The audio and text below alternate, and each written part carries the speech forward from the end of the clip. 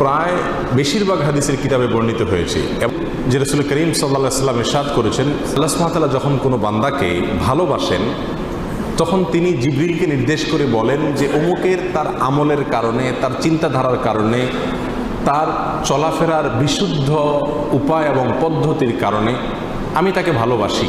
আল্লাহ সুবহানাহু ওয়া তাআলা ভালোবাসাকে তখন জানিয়ে দেন, তখন তিনি জিবরিলকে নির্দেশ করেন তুমিও তাকে ভালোবাসো। তখন জিবরিল আসমানে ঘোষণা দেন যে আল্লাহ অমুককে ভালোবেসেছেন, তাই আল্লাহ নির্দেশ করেছেন ভালোবাসার, তোমরা তাকে ভালোবাসো। আসমানওয়ালারা অর্থাৎ ফেরেশতারা সকলে তার প্রতি ভালোবাসা প্রকাশ করেন।